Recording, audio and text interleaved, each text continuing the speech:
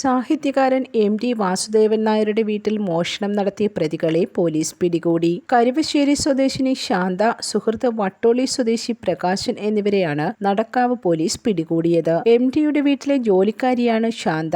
ഇവരുടെ അടുത്ത ബന്ധുവാണ് പ്രകാശൻ. അലമാരയുടെ ലോക്കറിൽ സൂക്ഷിച്ചിരുന്ന 26 പവൻ സ്വർണ്ണാഭരണങ്ങൾ, രത്നം പതിപ്പിച്ച കമ്മൽ, മരതകം പതിപ്പിച്ച ലോക്കറ്റ് തുടങ്ങി 15 ലക്ഷത്തോളം രൂപ വില വരുന്ന ആഭരണങ്ങളാണ് മോഷണം പോയത്. വീടിന്റെ പൂട്ട് പൊളിക്കുകയോ ആഭരണങ്ങളല്ലാതെ മറ്റൊന്നും മോഷണം പോവുകയോ ചെയ്തിട്ടുണ്ടായിരുന്നില്ല.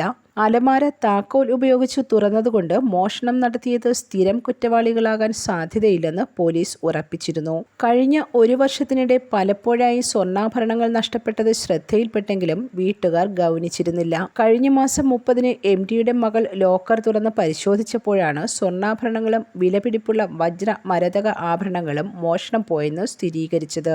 MDയുടെ ജന്മനാടായ കൂടല്ലൂർ, പട്ടാമ്പി, ശ്രീകൃഷ്ണപുരം, തത്തമംഗലം തുടങ്ങി പാലക്കാട് ജില്ലയിലെ വിവിധ പ്രദേശങ്ങളിൽ പോലീസ് അന്വേഷണം നടത്തിയിരുന്നു.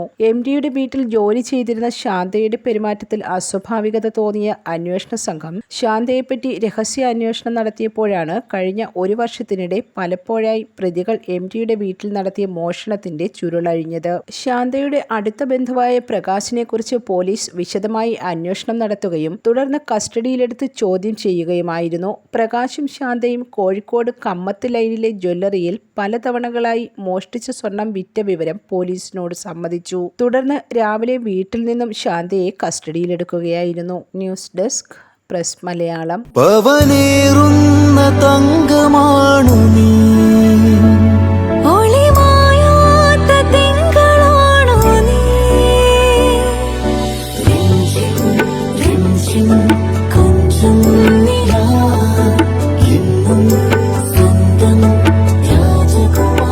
Be a Rajakumari.